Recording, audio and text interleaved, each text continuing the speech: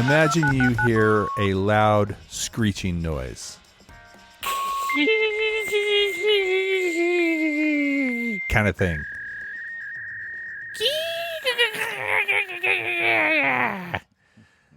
But it goes on, and it's got this high-pitched squeal that I can't even do because I can't sing in that register. That's something that was pretty common in offices all around the U.S. not too long ago. Now, it wasn't a dial-up modem, although it had a similar kind of vibe. You know what I'm talking about here? Well, you didn't do a great impression of that. And it wasn't a dial-up modem? No. Was it a dot matrix printer? No. I'm talking about the mating call of the magnificent and mysterious fax machine. Oh, yeah, fax machine. Sure. Did you ever pick up a phone line when somebody was sending a fax? Yeah. You know that sound I'm talking about? Yeah, it's similar to a dial-up Yes. modem. Yeah. Very similar to a dial-up modem. Now, fax is short for facsimile. Sure. Which, you know the origin of that word? It just means like a copy, right? It's Latin from facsimile, which is F-A-C-S-I-M-I-L-E. It means to make similar. Okay. But fax is the shortened version. But here's the real question that's going to blow your mind. Do you know when the fax machine was invented? Well, that's what I was just going to say. I have a feeling the fax machine is older than we think, and the technology quite amazing pre-computers. Really pretty amazing technology. Because then we'd have to think about like fax, like the original ones with fax paper and all that kind of stuff. Yeah. I'm guessing that the fax machine was invented like in the 50s or 60s. 19 or 18? 19. 1950s or 60s. Nope. You got to go back a little further than that. Let me just give you a little bit of context. So the telegraph was invented in the 1830s by Samuel Morse. That's the one with the dots and the dashes. Yes. Morse code. Sure. Over the telegraph. And that was, kind of an easy way. The way that worked is it was just either electricity on or electricity off. It was binary, right? The fax machine, which was called at the time the electric printing telegraph, was invented in 1843. What? Yeah, let that soak in for a second. Wow. And it was invented by a guy named Alexander Bain, who was a Scottish clockmaker. He wasn't a tech mogul. He was kind of an inventor, but he was more of a clockmaker. He also invented the first electric clock. Wow. And had the same purpose to transmit a piece of paper to somebody else? The electric printing telegraph was based on, of all things, pendulums. So if you can imagine a big pendulum that's hanging, from the ceiling or from a point above, and it's weighted so that it slides back and forth. This pendulum would have a stylus on it, and the way you prepared the fax to send it, or the electric printing telegraph to send, is you had a special piece of paper. That paper was treated with a chemical that was conductive, right? So it was electrically conductive. And then what you would do is you would actually draw on it with another chemical that was not electrically conductive. So what you've got is the whole paper is conductive, and then you've drawn this pattern on it that does not conduct electricity. Is that making sense so far? Yeah. So the pendulum had a stylus on it that was also conductive of electricity, and it would run over the paper. So it would go back and forth across the paper. And whenever it got to the point where the drawing was, where it wasn't conducting electricity, it would not transmit electricity at that point. It would stop for that brief moment. The key was this guy, Alexander Bain, set up a second pendulum that would write onto the same kind of paper, but it was receiving its instructions from the first piece of paper and the first pendulum. He would synchronize these pendulums so they swung at exactly the same speed and the same distance. And as the first one would go, it would basically transmit where there was an electrical current, and then it would stop just for ever so briefly where there wasn't one. And the one that was writing, the receiving end, would do the opposite, only instead of reading, it was writing. Oh, that's cool. All the best technology at one point has a stylus involved, and then stylus always gets phased out. yeah. We should talk about the stylus sometime. But even record players have styluses, right? It was like basically this magical way of recreating a piece of art. You could do text, you could do a drawing, you could do anything, but it was very fussy. It had a lot of things that had to go into it. So if you can imagine, it wasn't regular ink and paper. It was a metal plate with, and usually made of copper, and the ink was this non-conductive material like shellac or varnish, and it really required everything to go perfectly to work. Yeah, and I'm guessing it wasn't very common.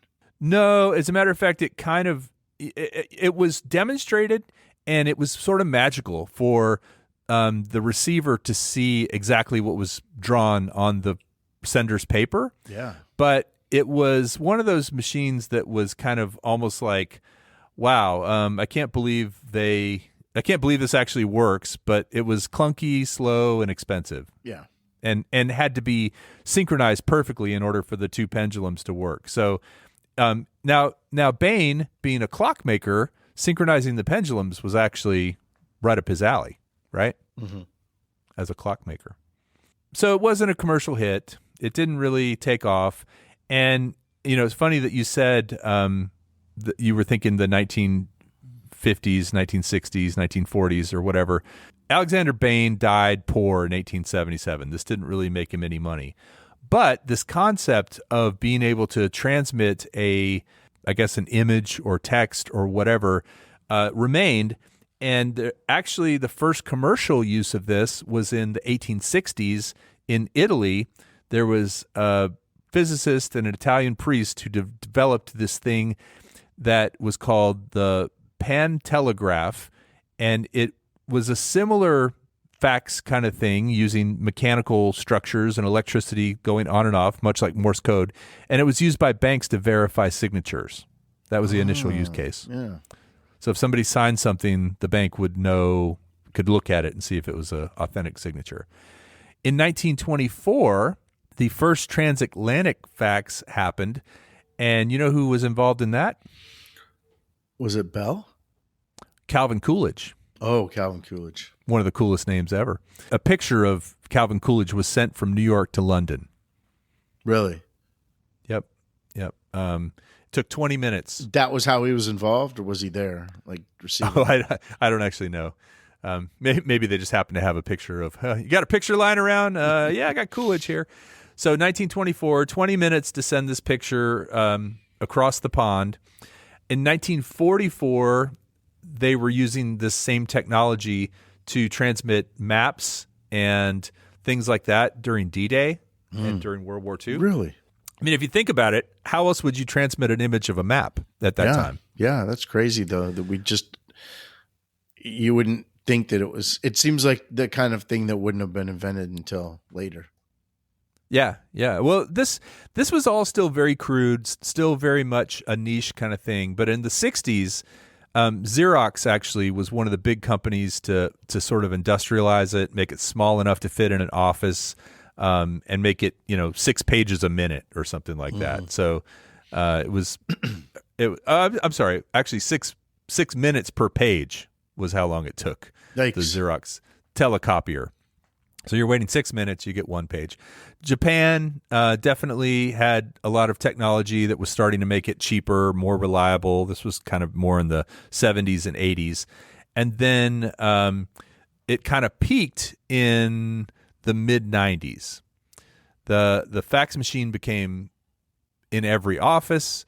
It was having its own dedicated phone lines. And again, this is a problem. It did transmit over a regular phone line, but if you think about it, sharing a phone line with a fax machine is not cool, right? Right. Because if you call it and it picks up, then you subjected to that tone that we open with. Not only that, there was some of the original spam that was coming into people's inboxes was coming via fax. You imagine you've just loaded up your toner and your fax machine, you've got your paper all loaded in, and then you hear that noise, and then you start receiving this fax, or maybe you're out of the office and you come back to receive a 50-page junk fax. Yeah. Yeah, it's rough. They were still using that kind of thermal paper at the time, and so there was a lot of kind of chemical smells Comes on a associated. roll. Big, heavy roll. Kind of like the mimeograph. Remember the mimeograph? Ditto paper. Ditto paper. So nobody can say for sure, but the estimated peak of the fax, you want to guess what year it was? Probably, I'm saying 1992.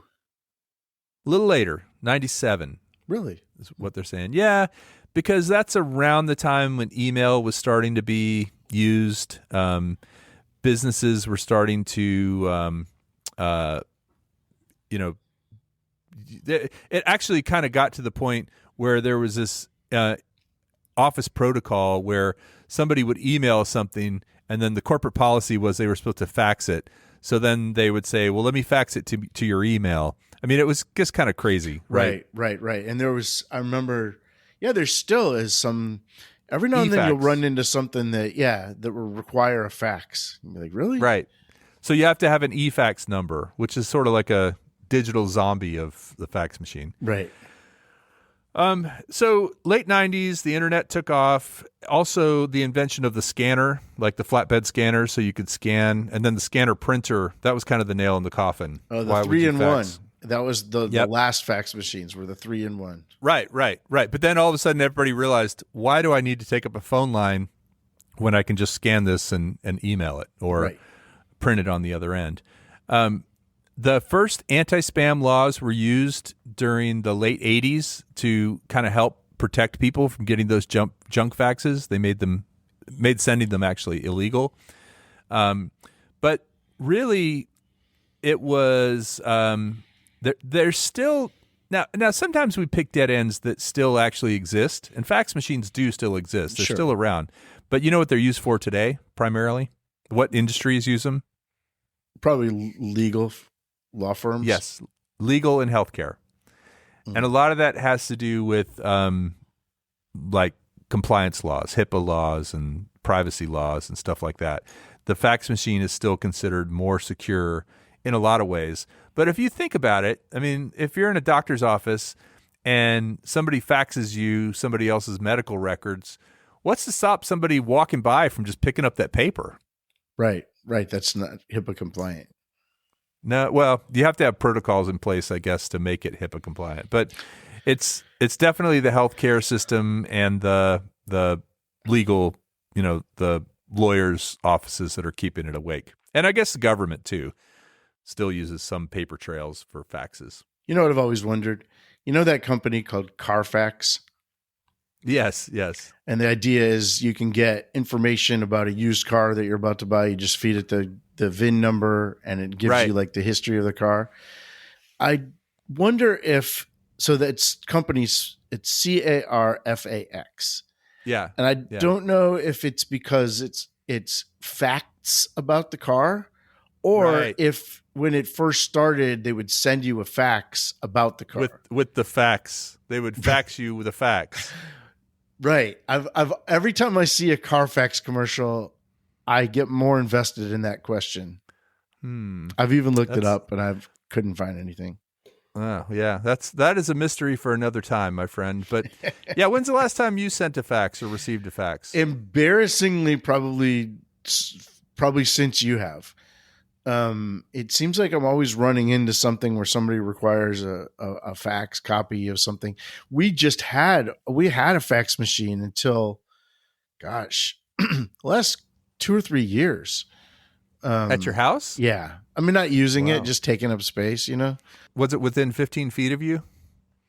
And not currently, but yeah, I mean, I guarantee we didn't, well, I bet you we didn't throw it away. I bet you it's in this house somewhere. Along with your 100-disc CD changer? Yeah, that's 15 feet for sure.